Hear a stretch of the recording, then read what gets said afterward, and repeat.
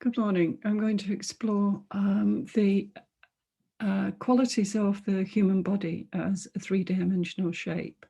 So I'm going to show you a couple of images. Here we go. And here you can see the resemblance of a human form being constructed, or a sculptural form being made out of wine boxes. If you examine the form, the boxes fall into a particular angle, almost as though we were tilting our head on one side. You can look at the angle of the top of the box, rather like the angle of the shoulders. And as we know, we can actually rotate the body from the waist so that the hips stay in one position and the top of the torso can rotate in a different direction. It's an interesting way of exploring the qualities that resemble the human form by making a three-dimensional sculpture. And can I invite you to do this? You could do this on a small scale with small boxes, or if you're really adventurous like me, you can actually build a construction in your studio or space, and it will provide an excellent visual resource for you to understand three-dimensional shape, and that will actually support you to look at the human form later on when we see an actual human body. So I hope that was helpful. I hope you will consider making a three-dimensional figure, because drawing from life really will support your progress. Hello again. So again, I'm going to screen share. And this time we're going to be looking at the human head. As you can see here, I've actually drawn a box around the illustration of the head to indicate that the head is also a three-dimensional shape.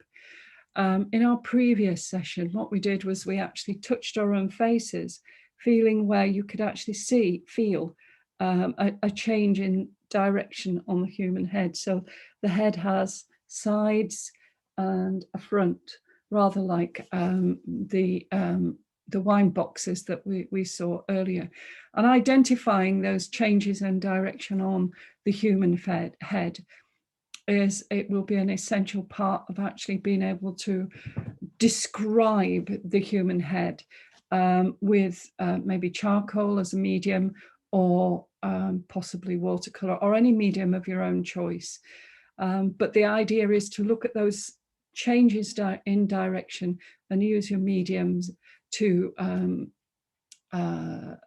suggest those changes in direction. So continuing our journey, considering three-dimensional shape and form, again, I'm going to screen share. And this time we're going to be looking at the head and face in 3 dimensions, but also considering a three-quarter profile.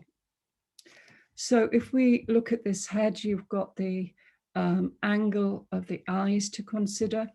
You've got the angle of the nose, the underside of the nose, and the angle of the underside of the mouth. As you look at the head, what you can actually see are the shadows here on the side of the head actually are actually describing where the head has actually changed direction, if you like, or it's illustrating the three-dimensional form. So where the light hits the face, you can actually see it's almost like the front profile.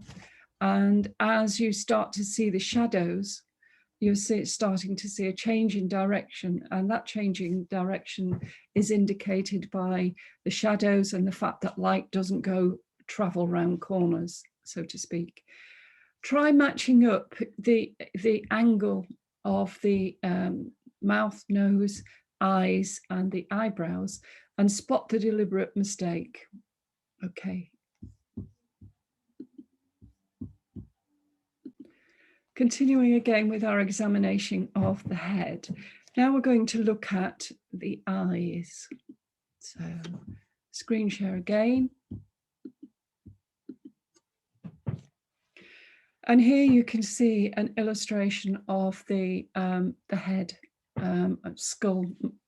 It's very much basic illustration, but you can see here that the eyeball is actually really quite big.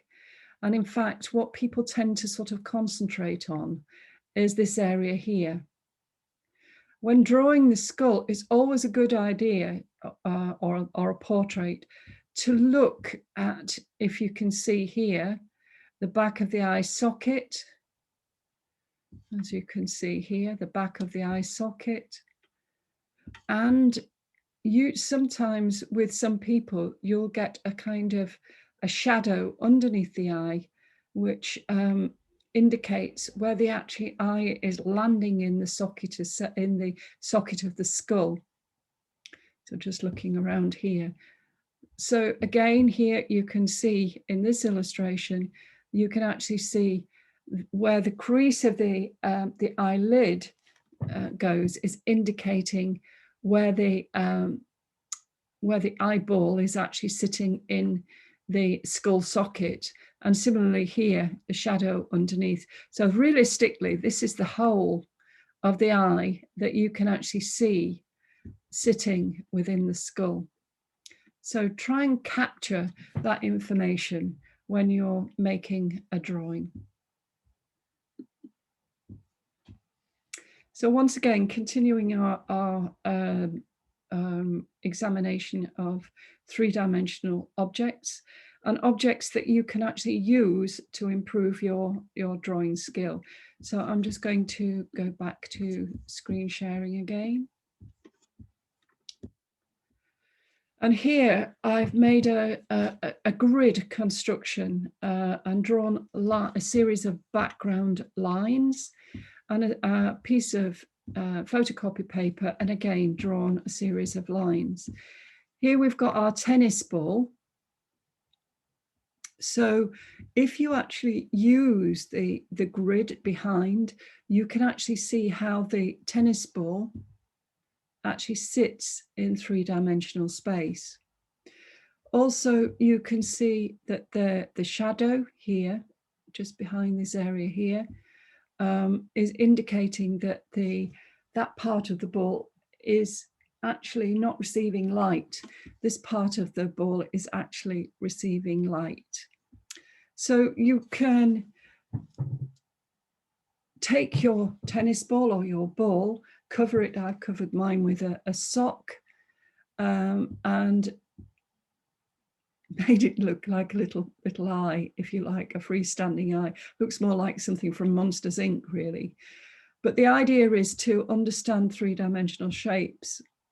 Now, if you make something like this and you put it in a space that you've drawn a grid for the object to sit on, drawing from direct observation will massively improve your drawing skills. So I invite you to use your own tennis ball to place it in a three-dimensional space with a directional light, so that you can actually draw this object from direct observation.